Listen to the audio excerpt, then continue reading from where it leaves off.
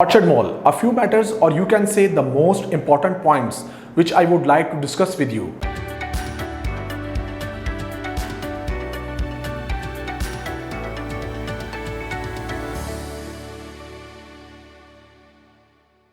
अस्सलाम वालेकुम जी, this is me Rizwan Kabir Khan from CDB properties. उम्मीद करता हूँ आप सब खैरियत से होंगे।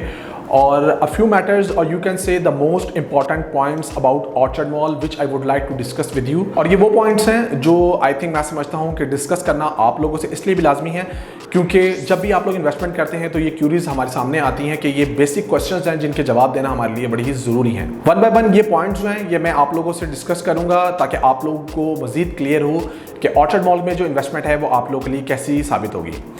इन पॉइंट्स को देखते हुए अगर मैं बात करूं तो जो हमारा आज का पहला पॉइंट है वो है वेरी फर्स्ट मॉल जिसका ग्रे स्ट्रक्चर कंप्लीट होगा।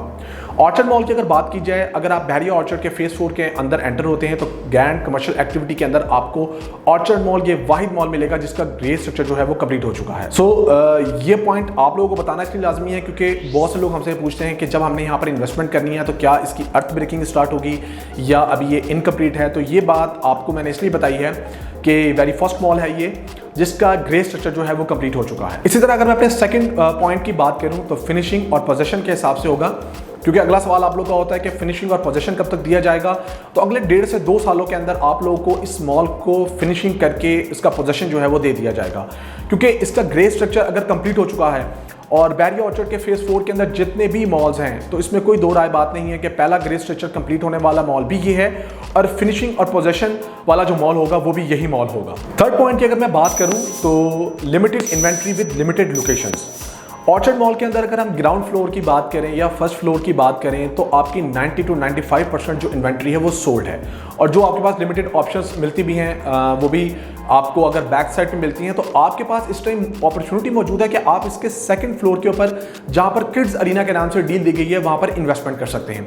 वहां पर आपके पास लिमिटेड इन्वेंट्री है और लोकेशंस आपके पास लिमिटेड है बिकॉज बहुत से लोग जो है वो बुक करवा चुके हैं और अभी भी स्टिल आपके पास ऑप्शंस कुछ अवेलेबल हैं कि आप वहां पर इन्वेस्टमेंट कर सकते हैं।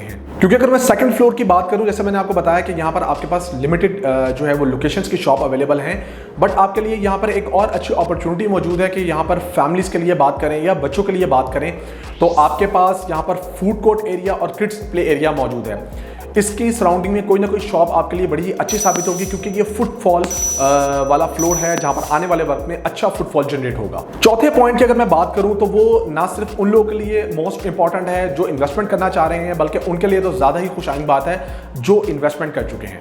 बिकॉज ईद के फौरन बाद यहाँ पर 10% जो प्राइसेज हैं वो इंक्रीज हो रही हैं। तो जिन लोगों ने भी यहाँ शॉप्स बुक करवाई हैं उनको तो ऑटोमेटिकली फ़ायदा हो जाएगा, और स्टिल जो सोच रहे हैं इन्वेस्टमेंट करने के लिए कि इन्वेस्टमेंट की जाए या ना की जाए तो वो मेरे प्रीवियस 3 पॉइंट्स को देखते हुए इसको कंसीडर कर सकते हैं। और अगर पाकिस्तान की मार्केट की बात की जाए तो हमेशा से यहाँ पर सिमेट्रिकली आपको देखने में आया है कि कभी भी एक सा टाइम नहीं रहा, बट ये टाइम जो है ये स्मार्ट बायर्स के लिए है जो यहाँ पर लिमिटेड शॉप्स के अंदर जो लोकेशंस की है इन्वेस्टमेंट कर सकते हैं। उनकी प्राइजेज जो है वो ईद के बाद इंक्रीज कर जाएंगी। सो ये उनके लिए बड़ा ही अच्छा मौका है कि इस 10% जो प्राइसेज इंक्रीज हो रही हैं इसका फायदा उठाएं। पांचवा जो मेरा पॉइंट है वो है ब्रांड्स की अवेलेबिलिटी। अगर हम बात करें तो असलम सुपर मार्ट जो कि ग्रॉसरी सेटअप है ऑलरेडी डेवलपर का, तो उसकी यहाँ पर आपको बेसमेंट के अंदर एग्जिस्टेंस मिलेगी।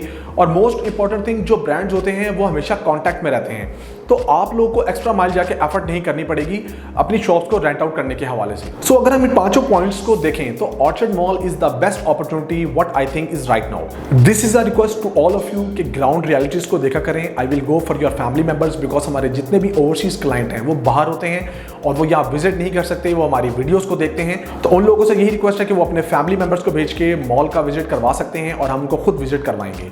तो इस चीज़ से उनको आइडिया होगा कि मॉल का ग्रे स्ट्रक्चर जो कंप्लीट हो चुका है और आने वाले वक्त में उनका बेनिफिट क्या होगा। बहरिया ऑर्चर्ड फेज 4 को अगर हम देखें तो ये चूंकि ग्रैंड कमर्शियल हब बनने जा रहा है और ये पहला मॉल होगा जो कंप्लीट होकर हैंड ओवर होगा।